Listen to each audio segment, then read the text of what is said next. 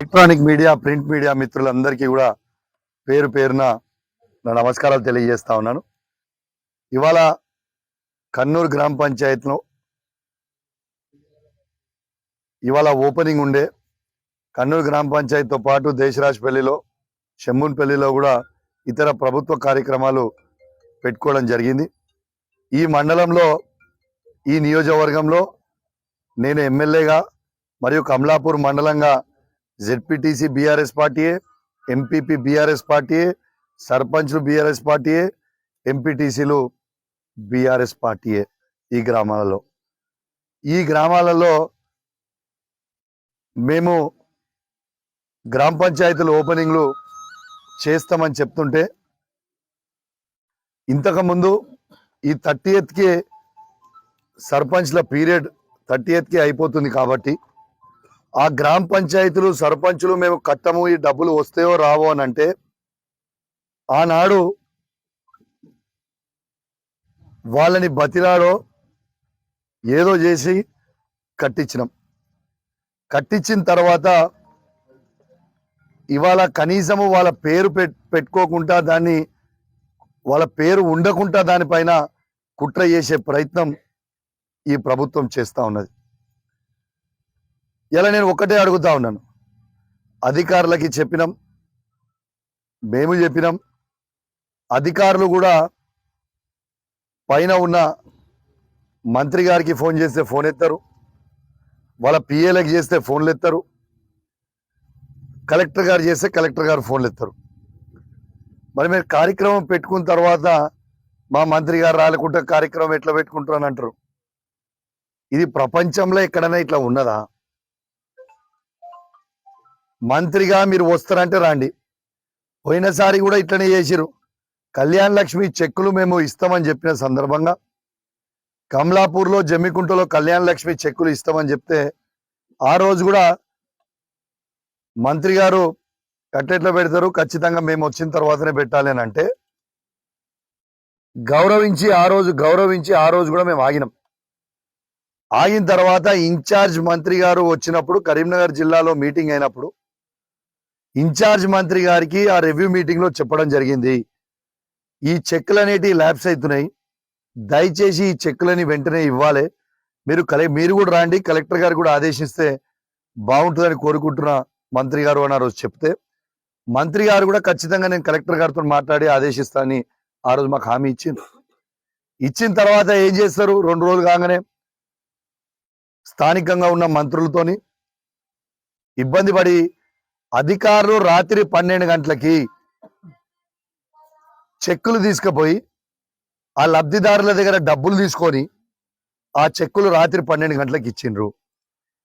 అధికారికంగా ప్రోగ్రాం చేయకుండా రాత్రి 12 గంటలకి ఆ లబ్ధిదారుల దగ్గర 10,000 రూపాయలు ఒక్కొక్క చెక్కి తీసుకొని ఏ విధంగా ఇస్తారు అని చెప్పి ఆ రోజు నేను అడగడం జరిగింది.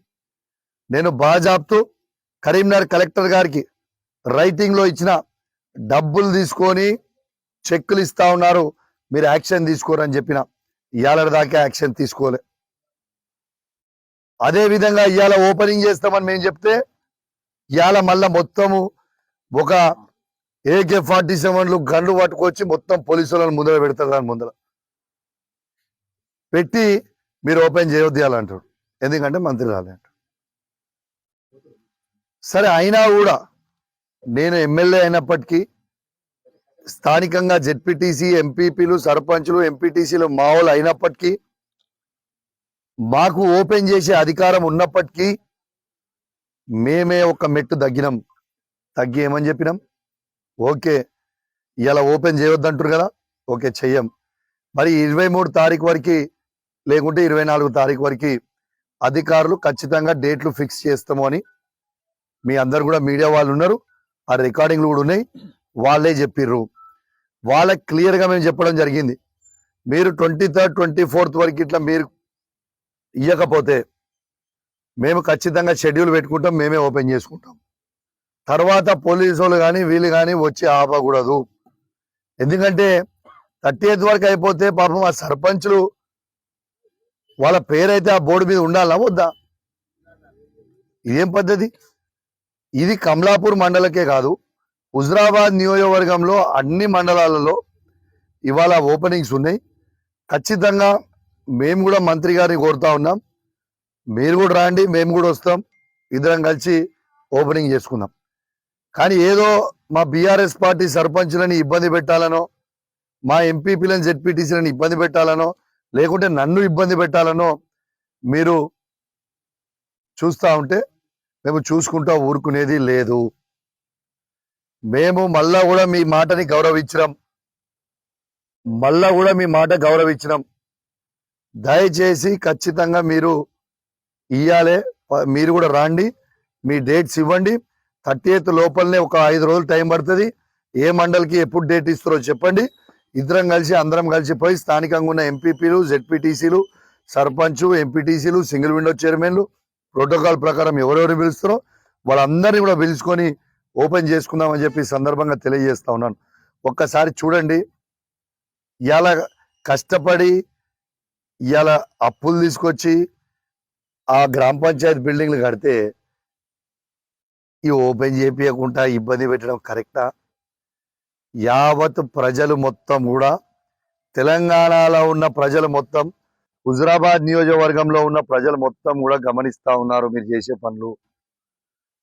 ఖచ్చితంగా మీరు ఆ డేట్ ఇస్తారని కోరుకుంటా ఉన్నాను. దాంతోపాటు ఖచ్చితంగా నిన్న కూడా చెప్పినా, ఇవాళ కూడా చెప్తా ఉన్నాను, నేరెళ్ళ, అంబాల, శ్రీరాములపల్లి, గూన్పర్తి, మాదనపేట, శనిగరం, గోపాల్పూర్, బత్వన్పల్లి, లక్ష్మీపూర్లో ఉన్న గ్రామంలో ఉన్న రైతులందరూ కూడా నీళ్లు రాక ఇబ్బంది పడతా ఉన్నారు. దయచేసి గౌరవ ఈ ప్రభుత్వంని, అధికారులని నేను కోరుతా ఉన్నాను, 22A 22B నుంచి దయచేసి నీళ్లు వెంటనే విడుదల చేయాలని నేను డిమాండ్ చేస్తా ఉన్నాను.